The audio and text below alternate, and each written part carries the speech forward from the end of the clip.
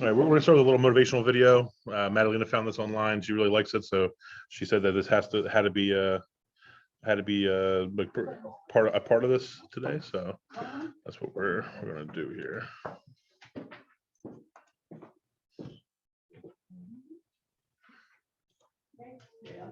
There will be times when you will feel alone, when you feel deserted, when you feel weak, and you doubt yourself, and other people doubt you. You ask yourself, am I crazy? Maybe I don't have what it takes. That's going to happen. I'll tell you something. Wouldn't it be a shame for you to stop when you come this far? Who on this earth would still be going right now? You are. You are. You're still alive. You're still breathing. And if you're still breathing, that means you still got some fight left in you. If you are still alive, there's still room for improvement. There's still room to hold better. Things are going to get harder. Things are going to get tougher. So what you need to do is you need to get harder. Not that bad. Get tougher. You will be tested. And how you face that test determines the rest of your life. The only time that you must pass in life is that regardless of what's in front of you, you still must run. I feel like most things I do, but still I do. I don't want to do half I do, but still I run. When you want something, don't expect everybody to say, oh, you have to fight. You want to get this to you. No, many doors will be closed to your face. Many loans that you will want. They say, no, you don't have enough credit. And most people will give up. But you've got to decide that I'm going to be filled. I refuse to be denied. And I'm going to go all out. Put yourself in a position where you can't retreat, where it's do or die, safe or swim. Here's what you'll find out. You'll develop incredible swimming skills. Through the inspiration of desperation, you'll become more creative than ever before. Throw your whole self into it. If you dare to be great, if you dare to do something that you've never done before, if you dare to go to limits that you've never went to before, they will remember your legacy forever. Don't steal your dreams. Don't stop. Don't stop. Don't stop running towards your dreams. There are rough times are going to come, but they have not come to stay. They have come to pass. Don't say I'm having a bad day. Say I'm having a character building day. When you have fear, fear makes you think in ways you shouldn't think. When you have fear, fear makes you speak in a certain way. But when you have faith, you don't need to couch. When you have faith, you don't need to go outside. When you have faith, you don't need to see how many horses. When you have faith, you don't need to see how many arms. When you have faith, you don't need to see how many swords. When you have faith, you don't need to count how many shields. When you have faith, you just believe that it'll happen. You concentrate on this opportunity. You don't worry about tomorrow. You concentrate on this opportunity with all your might, with all your soul, with all your heart. You focus on this, and tomorrow will take care of itself.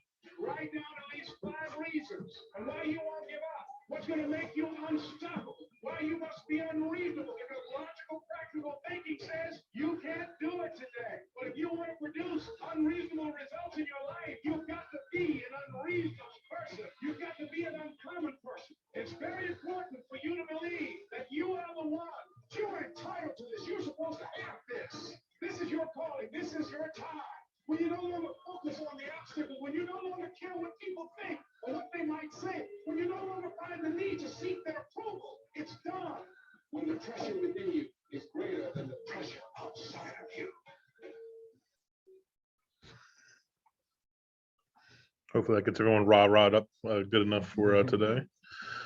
All right, so see if you guys can see me or not here. That's actually see. Okay, I haven't actually hosted any real events. I did not.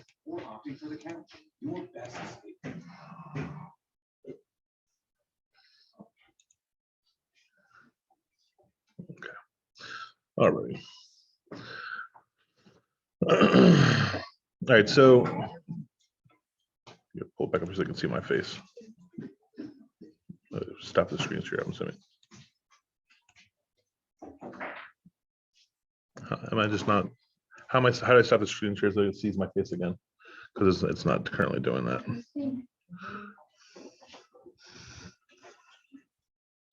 I mean, I see your face. You can see my face? Okay. All right, that's fine. I just figured I would, that's fine. So basically, in my opinion, like with how it takes to get your goals straight, it's impossible to figure out what you have to do and how you're going to make, how much money you need to make to live the life you want to live without knowing what your expenses are, what your costs of living are. And that's the first thing I want to kind of go over. So I have an Excel sheet that I use, my coach and I use to kind of go over what my expenses are for my business, my personal life, for my life by design. I take those numbers and I'm able to extrapolate how many transactions I have to do every year based off of average numbers. You can set those numbers based off of what you think the average is for the area, what your average is for last year, whatever that looks like. And then that helps me set up my GPS and my 411. And then implementing that is, that's a whole different class, I guess. But I think a lot of people don't know how to get to what they want to get to because they don't have a kind of a game plan set up. That's what this class is meant to do, is to help you guys, if you don't already have a GPS drawn up, give you, how to, give you an example of what it looks like, and maybe help you set one up yourself so that the next 12 weeks or so you can maybe make some steps to try to achieve whatever goals you have for the year that maybe you didn't already have set up. All right, so sure. All right. So we have, this is what we have here in class, which you guys can, Christine could send to anybody they want. I also can, anyone that messages me, I can send you a blank copy of this form through this Excel form that I have that you can then fill in all your numbers. So if you look through here, my house payment plus my taxes are about $1,750 a month. Food, $1,000 is probably a little low, let's be honest. All of my expenses are pretty much on here that I can calculate. On this right column here is all of my business expenses.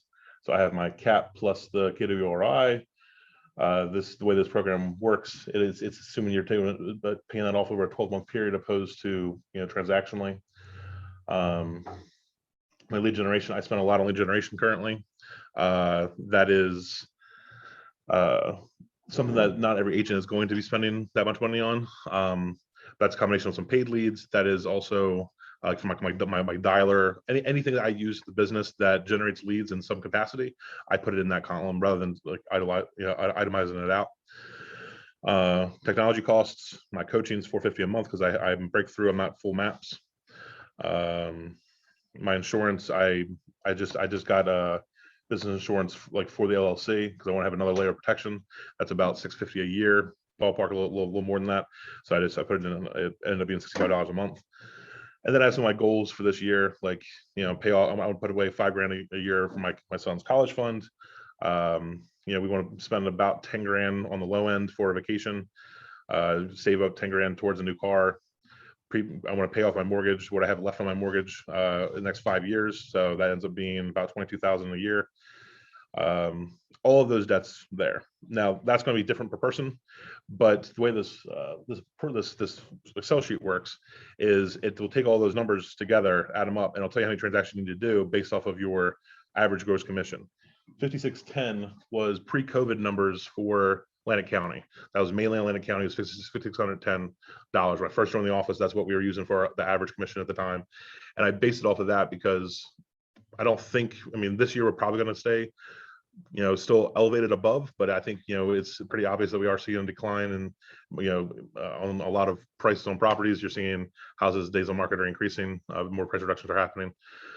So I wanted to be aggressively low to set my expectations. My average for last year was $8,500 was my average commission.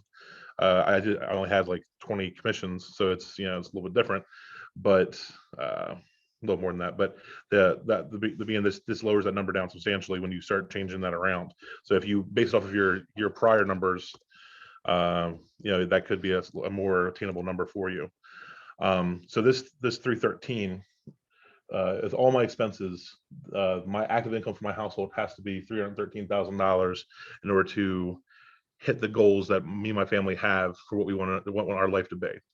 My wife makes about 65 grand a year at her job, so I subtract that from it. And that ends up being 43 transactions. Like I have that on my GPS. It ends up being about 43 transactions I had to do per year in order to hit my goals for what my contribution has to be to do all this. Now, my expenses are obscene. I have a lot of things I could trim. Something I'm going to be focusing on this year is trying to cut off some of this numbers so I don't have to do as much and still hit the same goals. I've never really been great about keeping my expenses low, so I don't claim that this is the most efficient route to go about it. I could probably take off 5 or 6 transactions if I just cut going out so much. So it's just a fact of I blow a lot of money on stupid stuff. I take these numbers though, and I take the fact that I know I need 43 transactions, and I'm able to set up my GPS. Now, this is the like one we have here, but like my goal for this year was I needed to make that number's a little bit higher on that sheet because I changed a couple things around, but I needed to make $236,800 for my GCI for the year. Now that's active income. That's not investments. That's not something that is passive that you're not touching, that that you have generated from like investments or anything of that nature. That is, I am working to making this kind of money, and how am I going to generate $236,000 for the year? That number can be whatever you need it to be, but for all of our goals, that's what I need to do. So in order for me to hit 43 transactions, that's an average of 3.58 a month. I think that is necessary for me to carry at least 2 marketable properties at a time. And having, when one goes under, I need to be identifying another property to put back on the market as well. And then generate a couple different revenue streams that I can add this year that aren't currently there. That's a flip property. Maybe that's maybe a buy and hold, joining the AST, just things like that to have income that comes in that can subsidize that a bit. So I do pay for Zillow leads, part of what I pay for. That's one of the ways I go about it. But whatever you have, if you're doing, some people they want to do a lot of phone calls, so that could be with Mojo or a dialer. I use a dialer as well. I pay for a couple different platforms. Building a farm, like something that I've really started focusing on the end of last year, is my local market down in the Villas. I've identified about 500 properties that I'm saying these are mine. I'm going to make them mine in the next 12 months, and it's it's making sure that I'm top of mind in that area. This actually came after one of the things that you had mentioned in one of the masterminds, where you had said that that's something you wish you had done when you first started and you didn't, and I took that to heart and started to prioritize that for this year. So I've gone through those. I've identified properties that are distressed that I've already reached out to. But I also, sending mailers out there, doing door hangers, just trying to become top of mind. I'm going to eventually call every one of those houses and offer, my services, and just see if they have any questions or they want a CMA. Just make sure that I'm the person they think of when they need to do a real estate transaction. I want to do a buyer seminar quarterly, something that is meeting with, identifying maybe a couple different rental like associations that maybe there's a high percentage of people that are renting that don't live there, that don't own, and be able to host an event here at the office where they come out, teach them the process on how they can get pre-approved for a mortgage, have them talk to a preferred lender like Joe here, and get them approved, get them in, try to build a pipeline for maybe the end of this year, early next year, because a lot of those buyers are going to be probably 6 months out before they're going to qualify to be able to purchase. Ultimately, these are my strategies and priorities on how I'm going to achieve that. Everyone's going to have a different approach to this business, because there's no real right way to make money. It's just what works for you. Some people go to the bar and they just meet people, and that's how they get their contacts, and they make a lot of money at it. Doesn't really work for me. I have a 2-year-old, so I'm not going to be bar hopping back and forth all the time. Then after you have your GPS pretty much set up, once you know what your dollar amount you need to have in order to what your freedom number is, and you can break that down into how many transactions you need to that you need to achieve your goal. This I think comes a lot easier, because for me, three and a half transactions, that's a high number, but it's not impossible. It's not like I'm not trying to do 5 or 10 a month, every month. Right now, I have 600 contracts going into as far as like April, and I've had 2 closings so far this year. I have 3 on for this month, so I'm still a little behind where I need to be, and but I didn't expect January and February that was going to be the case. It's going to be slower this time of the year. We catch up a lot in the summer and spring, right? So we tend to be much easier during that time than January, right? Right. But for this quarter, I'm on track for my GCI still, because I have a couple of high value properties that are under contract. So that to me, if I can hit my dollar amount and I don't necessarily hit my transaction amount, it doesn't really matter. At the end of the day, it's what I cash. So it's trying to make sure that you can just get the transactions to make that dollar amount, no matter how what it takes to get there. So this is a great goal for the year. The problem is these are very lofty goals, and without implementation, this means nothing. So these lofty goals have to be broken down in more manageable bite-sized chunks. They're the 12-week year. I highly recommend reading it. It's great. That breaks down these goals from a year down to 3 months, and then doing a 4-1 on top of that, taking those 3-month goals into monthly goals is really valuable. And then you can micro that even down to your week to down to the day. Having those goals broken down into manageable chunks, though, will make your life so much easier, because I think a lot of people, they know what they want to try to achieve at the start of the year. Like, I want to make $100,000. I want to do, I want to have, whatever, 10 buyers and 10 sellers this year. But then they don't necessarily implement the day-to-day activities that it takes to get those deals to happen. This provides accountability. Goal setting without implementation means nothing. But if you don't have goal setting, you're not going to achieve what you're looking to try to achieve in the first place. Any input? I mean, it's good to partner up with people, like with the different agents in the office, like 2-3 agents. If you could get them together and hold each other Accountable is huge. Come in the office at the same time, we're together 3 days a week. We do that, me and him. So like that, it keeps you accountable. That if you don't show up one day, the other person's gonna call you and tell you, hey, where you at? I'm here. I'm waiting for you. And you just kind of help with the motivation to be in the office. And it is very important to be in the office in the first place. I'm not disagreeing that you can work from home. It's possible, but I do feel like we're much more productive in the office. We get more distractions at home than we will get here. So I definitely recommend people to partner up with someone, or just push themselves out of the house and come to the office and just meet people, socialize. And also, it's going to give you a lot of ideas on, what can you do to improve your business. Where if you have a situation with a buyer or a seller, there is a lot of beautiful, smart people in this office that could actually give you an advice and help in your situation. So I encourage people to come to the office. I've only been in real estate for about 2 years, so like I can't say that I'm no Rallo that's killing it for year after year. It's a whole different beast. But where I feel like I got success early in this business was, one, I showed up and I was doing the work, but having accountability, like I have different layers of accountability that I put in place, so that I'm always working, every day I'm supposed to be working. I have a layer that's going to kind of keep me accountable. So I have 3 days a week. We're doing calling on Tuesdays and Wednesdays and Thursdays. I have a weekly accountability meeting with Anne Marie Gibbs and Kendrick. Him and I, 3 of us meet up on Thursdays at 12 o'clock. I also have every 2 weeks I have my coach that I meet with, and we set our own separate goals. Now that I just launched the team and I are going to be meeting on Monday evenings around 5:30.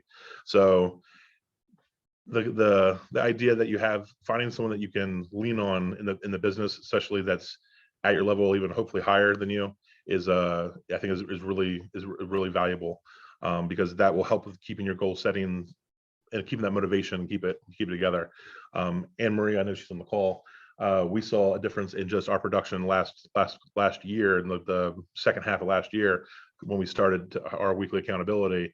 I had some like pretty high goals that I was trying to put in place, I wanted to do, I think, 2 million in that quarter, and I hit 2.1, like, and I hadn't done that yet. So that was it just every week meeting, and we didn't achieve half what we were trying to achieve every week most of the time, but it was the fact that we were showing up, and you knew that you had to be there with somebody, and you don't want to be the person that didn't do any of their goals. I think that's really it's invaluable having that set up. And if that's why, like, I know a lot of people from Red Label that are here. That's kind of like what a lot of what that is it's designed to provide you accountability, but having the one-on-one with people you're friends with, I think, is really, really important also, to set aside that time and say, what are you actually doing, because they're the ones that are actually going to call you out on your stuff. Ron will definitely call you out to a degree, but he's not going to berate you if you're not doing your job. Sometimes you need people to give you reality checks saying, hey, you're screwing up. So I think that's I think that's really important. Any little nuggets there? Just hearing you and Madalena speak is just to see these two guys and girls doing what they're doing at being so young in the business is really, really impressive. It's what they're doing with goal setting and accountability is everything I did back 18 years ago when I started. And it's fun to see the results they're getting as a result of doing those things. So if I was new in the business, I'd be talking to these two people very frequently, because the maturity that they're showing, and again, at such an infancy stage in their careers, is incredibly impressive. So just quick plug on that side. With goal setting, one of the things I would say is you want to be careful with your goal setting to not.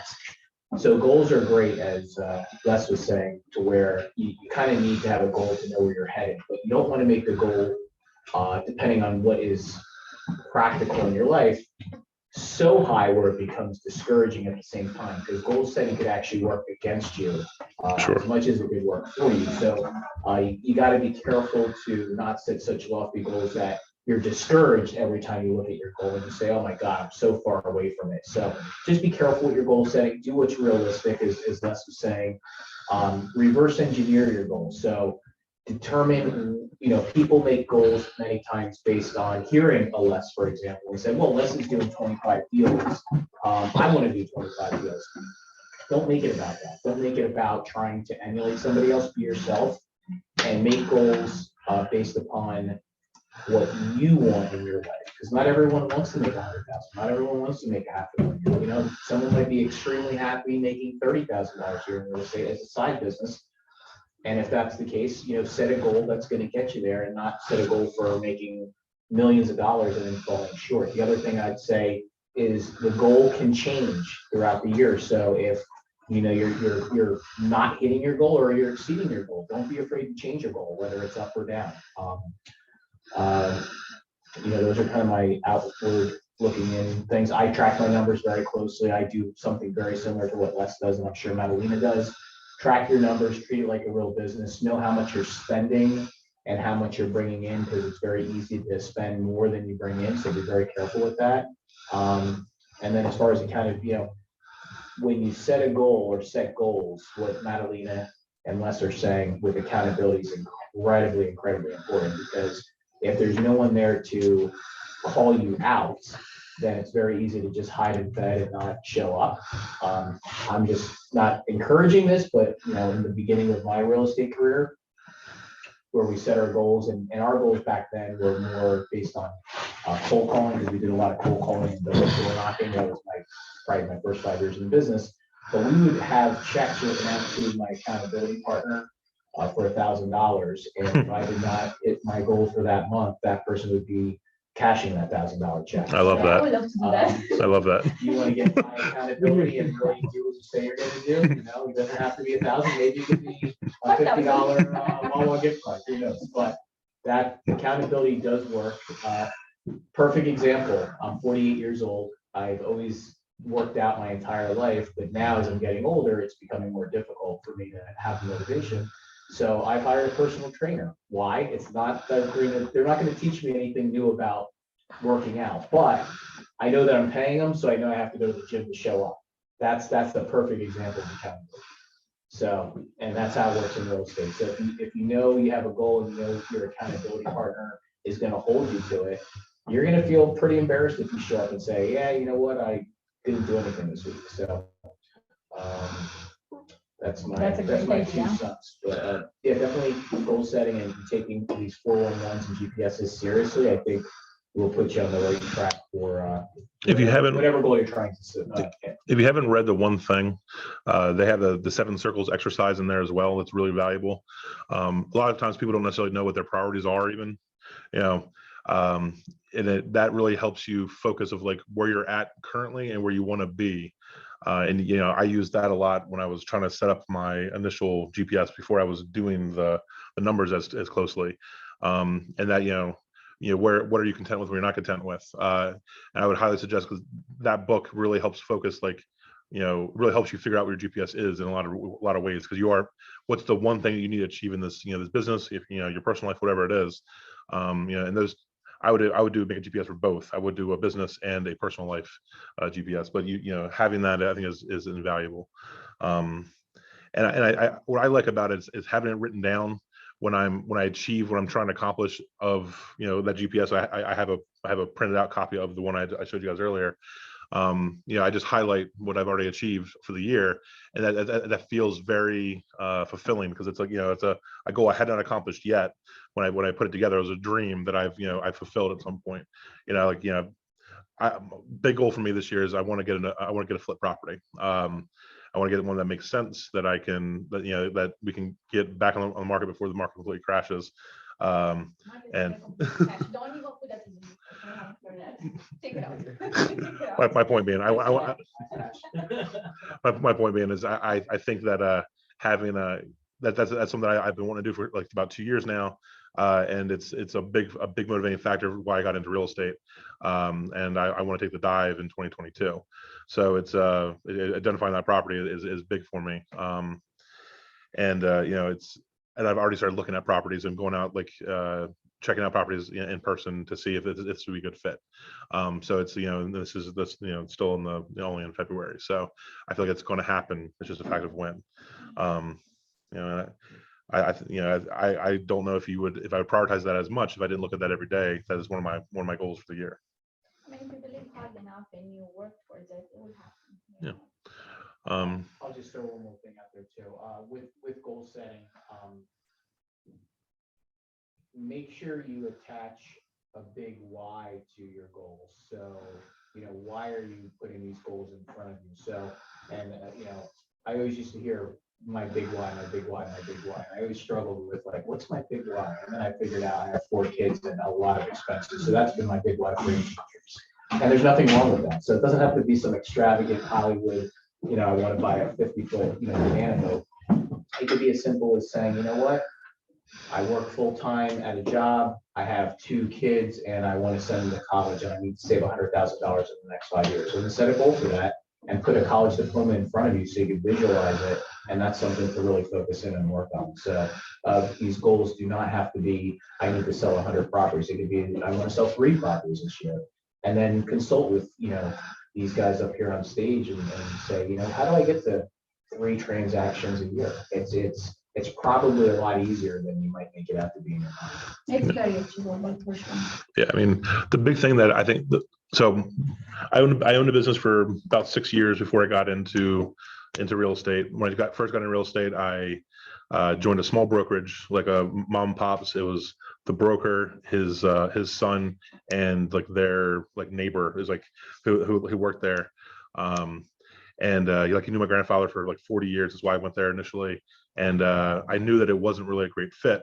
It wasn't until I made it over to Keller Williams, though, that I started to kind of dream a lot bigger. Like, my goal for that year, I think, was make 50 grand, which, you know, was like, all right, this is just a arbitrary number that I'm just going to come up with. If I do this, I feel like real estate the first year wasn't a flop. When I got into Keller Williams, though, and like really dreaming big, it's something that I think a lot of people struggle with. If you've never made 100 grand or 200 grand in your career, to imagine making 200 grand seems completely ridiculous. but when you think of, there's a lot of people in our area that are able to achieve that. It's very attainable. It's just a fact of, you have to do the day-to-day activities, and you have to set yourself up for success. And I think that goal setting is one of the most important parts of that. If you don't know where you're going, then how are you going to get there?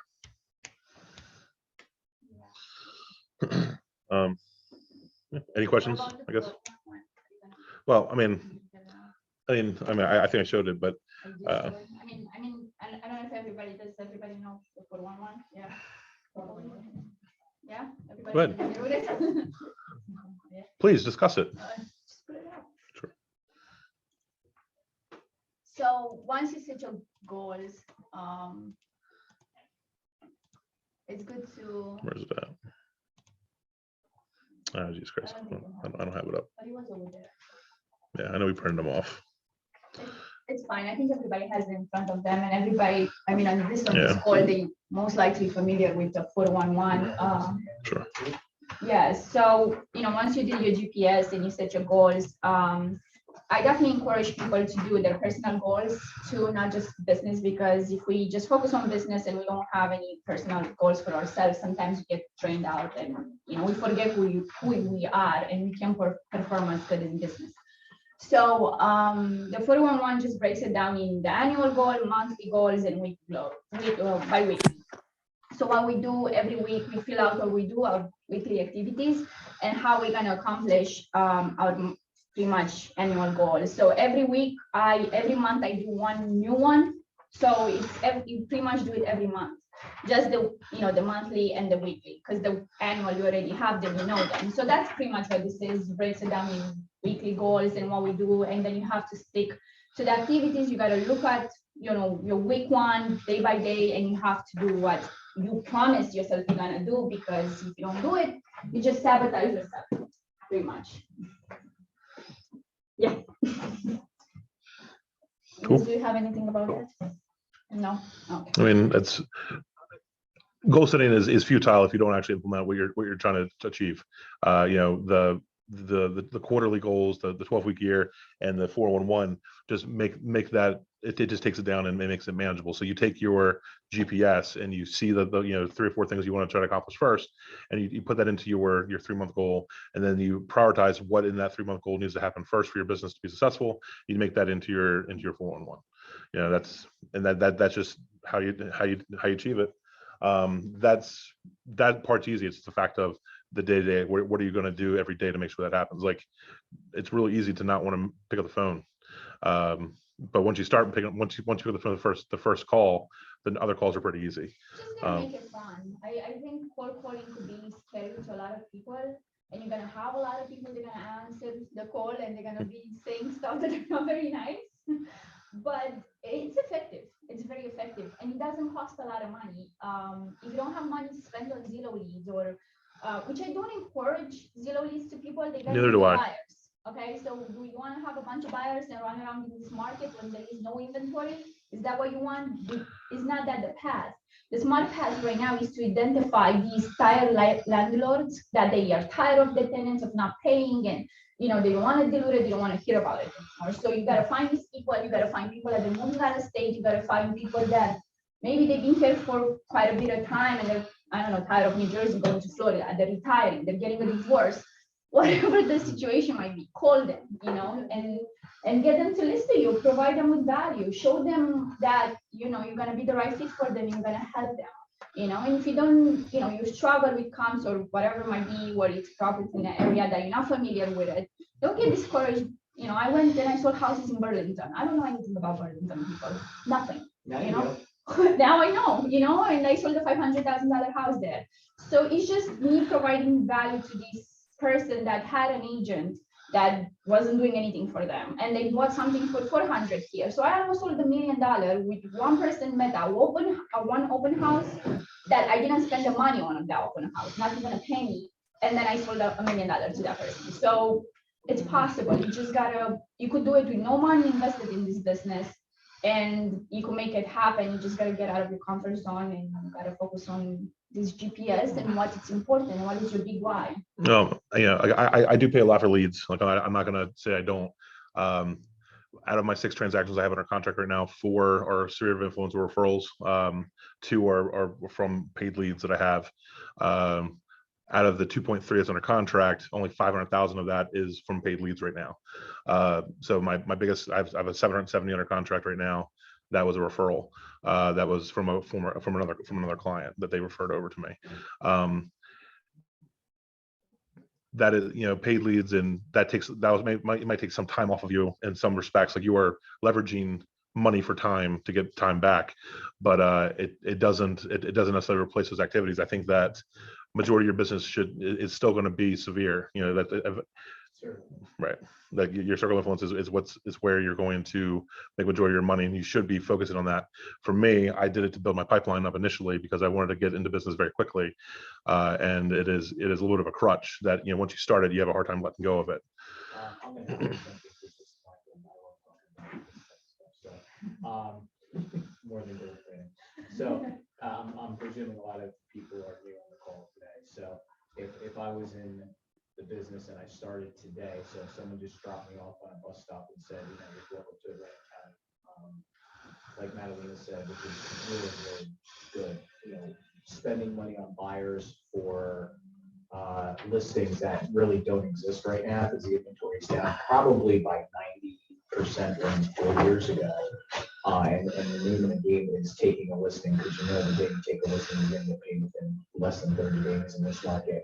I would probably, if I had a limited budget, get a dialer. These guys are talking about dialers, and there's multiple different companies out there that offer them, which it's very affordable. And I'd buy a list of every single human being that existed in my market, and I would call them and let them know that we have a slew of buyers, and if they were willing to get top dollar for their house, they'd be willing to meet with them. And that is literally what I'm doing, probably about 6 hours a day, 5 days a week. If I just was starting, so just a nugget for everyone to take away. And now you could do even a 30 days of listing agreement compared to 6 months, because you're gonna sell in 30 days most likely. That's right, yeah. So what Madalena is trying to say, I think, is that you can make the path to least, you can make it very easy and non-committal for a homeowner these days, to where you don't have to lock them up for a 6-month relationship. You can just lock them into a 30-day relationship, so some cocktails and a quick date, and more than likely you're going to get to the goal of getting it sold. So I think that's a great point that she made.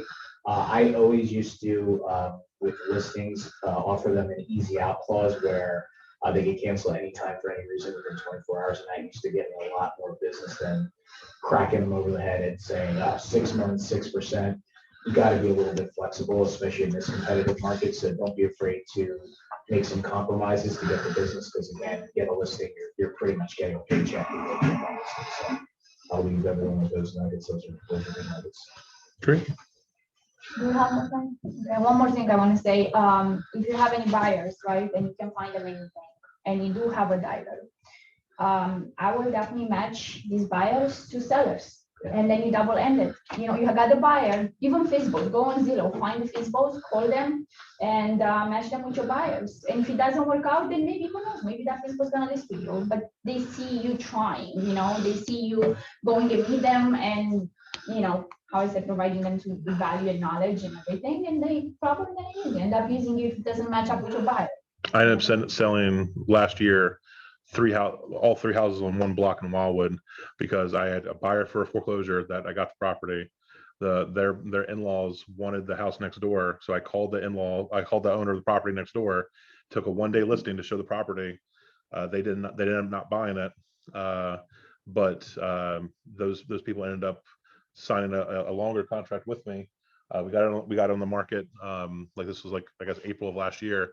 It went under contract that the first day for $20,000 above what I listed it for. Sold that house. The people next door to them ended up seeing me sell that house. Basically, I was there helping. It was a long story, but I ended up helping put a roof on the property. And they saw me next door. So $140,000 foreclosure ended up making me like $16,000 or $17,000 last year, on top of that first sale, because it just snowballed down the lane. It's the third opportunity would have happened if I hadn't picked the phone call on the second. So Questions Yeah, anyone online want to say anything? What they saying? One thing I do daily. Great info, Les. Was written down and they're taped to my door.